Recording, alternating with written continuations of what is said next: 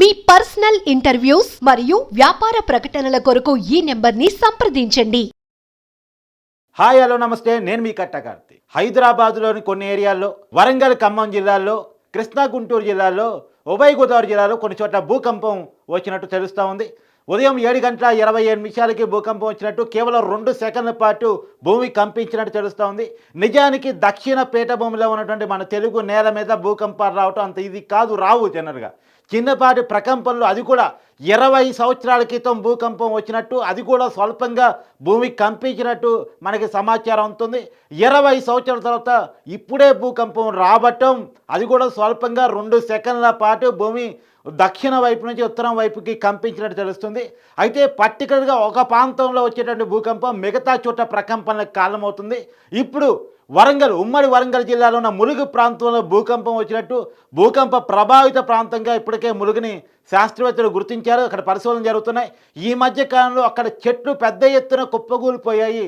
వాటంతట అవే చెట్లు పెద్ద ఎత్తున, మామూలుగా కాదు, కొన్ని వేల చెట్లు కుప్పగూలిపోయాయి. అది కూడా ప్రభావితం అయింది. మరి ఎందుకు ఆ చెట్లు కుప్పకూలిపోయాయి అన్న దాని మీద కూడా ఇప్పటికీ శాస్త్రవేత్తలు పరిశోధన చేస్తూ ఉన్నారు. అక్కడేమన్నా ఇబ్బందికరమైన పరిస్థితులు ఏర్పడుతున్నాయి అనేది కూడా చేస్తూ ఉన్నారు. కాకపోతే ఇప్పటివరకు ఎంజీఆర్ఐ శాస్త్రవేత్తలు చెప్తుంది ఏంటంటే, సహజంగా భూమి అని రాక్ ఏరియాలో, కొండలు గుట్టలు ఎక్కువగా ఉన్నటువంటి ఏరియాలో భూకంపాలు రావటం సహజమైన పరిణామం. కానీ భయంకరమైన పరిస్థితుల్లో మనకాడ భూకంపాలు రావు. దక్షిణ పీఠభూమిలో భూకంపాలు రావడానికి స్కోప్ తక్కువ, ఎత్తైన ప్రాంతంలో మనం ఉంటాం కాబట్టి మనకి భూకంపాలు వచ్చే పరిస్థితులు చాలా తక్కువ అనేటువంటిది శాస్త్రవేత్తలు చెప్తున్నమాట. ఎవరూ భయపడాల్సిన అవసరం లేదు. కాకపోతే ప్రకృతిని విధ్వంసం చేస్తున్న మనిషి ప్రకృతి కోపానికి బలికాక తప్పదు అనేటువంటి ఒక సామెత గతంలో పెద్దవాళ్ళు చెప్తూ ఉంటారు. ఇప్పుడు ప్రకృతి విధ్వంసం జరుగుతుంది. కొండల్ని గుట్టల్ని తవ్వేస్తున్నారు, చెట్లను నరికేస్తున్నారు, మొత్తం కాంక్రీట్ జంగిల్ చేసేస్తున్నారు.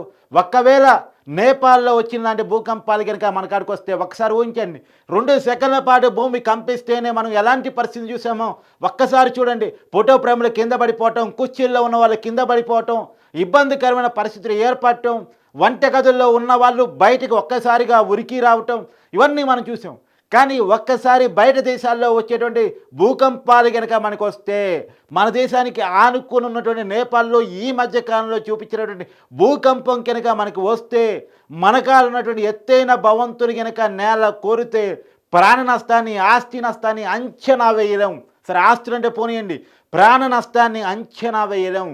ఎంత ఇబ్బందికరమైన పరిణామాలు ఉంటాయనేటువంటిది. సో ప్రకృతి విధ్వంసం మీద ఖచ్చితంగా దృష్టి పెట్టాలి. నదులు, కుంటలు అన్నీ కబ్జా చేసి పడేసి, కొండలు గుట్టలు అన్నీ తొలిచి వేసేసి, చెట్లను నరికి వేసేసి, కాంక్రీట్ జంగిల్గా మార్చి వేసే క్రమంలో మనం పర్యావరణాన్ని విధ్వంసం చేసి ప్రకృతి కోపం తెప్పిస్తుంటే, ప్రకృతి మన మీద విలయతాండవం చేస్తుంది అనేటువంటిది. ఈ మధ్యకాలంలో వస్తున్నటువంటి వర్ష తుఫాన్లకు కానివ్వండి, వాతావరణం అంత చిక్కని పరిస్థితులు కానివ్వండి, చలికాలం వర్షాలు వస్తాయి, ఎండాకాలం చలి వస్తుంది, వానాకాలం ఎండ వస్తుంది, అసలు ఏ కాలం ఏంటో కూడా అర్థం కానిటువంటి పరిస్థితుల్లోకి వాతావరణం తయారైందంటే అది మన స్వయంకృత అపరాధం కాదా అనేటువంటిది ఒకసారి ఆలోచించుకోవాలి. కేవలం భారతదేశం మాత్రమే కాదు, ప్రకృతిని విలయం చేసినటువంటి ప్రతి దేశం కూడా చాలా ఇబ్బందికరమైన పరిస్థితులు ఎదుర్కొంది. మొన్న మధ్య చైనాలో వచ్చిన తుఫాను ఎంతటి ప్రాణ నష్టాన్ని, ఎంతటి ఆస్తి నష్టాన్ని తీసుకొచ్చింది. సంపదలో తట్టుకోగలిగిన దేశం కాబట్టి తట్టుకుంది. కానీ ఇంకొకరు అయితే చేతులు ఎత్తేసేవాళ్ళు. మన దేశంలో కేరళలో ఎలాంటి వరదలు వచ్చాయి, ఎలాంటి ఇబ్బందికరమైన పరిస్థితులు వచ్చాయి. కొండలు మొత్తం కూడా కింద పడేసి జనాన్ని చంపినటువంటి పరిస్థితి, ఎంత పెద్ద ప్రాణ నష్టాన్ని మనం కేరళలో చూసాం అనేది మనం ఒకసారి గుర్తు తెచ్చుకోవాల్సిన పరిస్థితి ఉంది. కృష్ణా గుంటూరు జిల్లాలో వచ్చినటువంటి వరదలు చూడండి, కృష్ణా జిల్లాలో వచ్చినటువంటి వరద చూడండి, ఎంతమందిని ఇబ్బంది పెట్టింది. ప్రాణ నష్టం రాకుండా ప్రభుత్వాలు జాగ్రత్త పడ్డప్పటికి కూడా ఎంత పెద్ద ఎత్తున ఆస్తి నష్టం వచ్చింది. ఖమ్మం జిల్లాలో కూడా కొన్ని ప్రాంతాల్లో ఎలాంటి వరదలు వచ్చాయో మనం చూసాం. సో ప్రకృతి మనిషి మీద తన కోపాన్ని చూపిస్తూనే ఉంది. సో అన్నిటికీ లింక్ పెట్టి భూకంపాన్ని చూపించడం కాదు, కానీ భూకంపం వచ్చింది చాలా స్వల్పంగా, కేవలం 2 సెకండ్ల పాటే కంపించింది. కానీ జాగ్రత్తలు ప్రకృతి పట్ల మనసు తీసుకోవాల్సిన అవసరం ఉంది అంటే దానికోసం మిగతాయన్ని నేను గుర్తు చేస్తున్నాను. ప్రకృతి పట్ల మనకి సహనం లేకపోతే, ప్రకృతి పట్ల మనకి ప్రేమ లేకపోతే, ప్రకృతితో మనం మమేకం కాలేకపోతే, ప్రకృతిని విధ్వంసం చేస్తే ఎలాంటి తీవ్ర పరిణామాలైనా మనం భరించక తప్పదు. శాస్త్రవేత్తలు అంచనాలు వేయలేని పరిస్థితులు కూడా వస్తాయి. శాస్త్రవేత్తలు చెప్పేది ఒకటి ఉంటుంది, జరిగేది ఒకటి ఉంటుంది. ఎందుకంటే వాళ్ళు అక్కడ ఉన్నటువంటి ప్రకృతిని అధ్యయనం చేసి వాళ్ళు ఒక రిపోర్ట్ ఇస్తారు. కానీ ఆ ప్రకృతిని నాశనం చేసిన తర్వాత వాళ్ళు మాత్రం ఏం చేయగలరు? వాళ్ళు మాత్రం ఎంతకని చెప్పగలరు? వాళ్ళు పర్యావరణాన్ని కాపాడుకోవాల్సిందే అన్న విషయాన్ని నొక్కి చెప్తారు, ప్రతి రిపోర్ట్లు నొక్కి చెప్తారు. కానీ దాన్ని మనం పాటిస్తే కదా. సో ఆ పాటించేటప్పుడు ప్రకృతి విపత్తులు వస్తూనే ఉంటాయి. ఏది ఏమన్నా హైదరాబాదులో ఎల్బీ నగర్ కానీ, దిల్షు నగర్ కానీ, వనస్థలిపురం కానీ, ఇదే మధుర నగర్ కానీ, బోరుబండి కానీ, రెహమాన్ నగర్ కానీ, ఇలా అనేక ప్రాంతాల్లో భూమి కంపించినట్టు తెలుస్తూ ఉంది. ఇక కుర్చీలో కూర్చున్న వాళ్ళు కింద పడ్డట్టు, పుట్టప్రేమలు కింద పడ్డట్టు, వంటగదుల్లో ఉన్న వాళ్ళు, ఇళ్లలో ఉన్న వాళ్ళు ఒక్కసారిగా బయటికి ఉరికొచ్చారు అనేటువంటి విషయాన్ని కూడా అందరూ చెప్తా ఉన్నారు. అందరూ చాలా భయానకరమైనటువంటి పరిస్థితిని చూశారు. ఎప్పుడు ఎరగనటువంటి సిచ్యువేషన్, ఒక జనరేషన్ చూడనటువంటి సిచ్యువేషన్. ఈ కమింగ్ జనరేషన్ హైదరాబాద్లో భూకంపం వస్తుందా, అసలు మన తెలుగు నేల మీద భూకంపం వస్తుందా? భూకంపం అంటే ఎక్కడో వేరే చోట వస్తుందని మనం విన్నాం, కానీ మనకాడే భూకంపం వస్తుందని మనం ఇంతవరకు చూడలేదు కదా అనేటువంటిది. కానీ ఈ జనరేషన్ భూకంపాన్ని చూసింది. ఇవాళ ఉదయం 7:27 భూమి కంపించింది.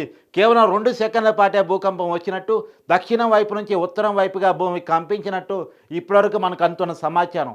కానీ శాస్త్రవేత్తలు చెప్తుంది ఏంటంటే దీంట్లో భయపడాల్సింది ఏమీ లేదు.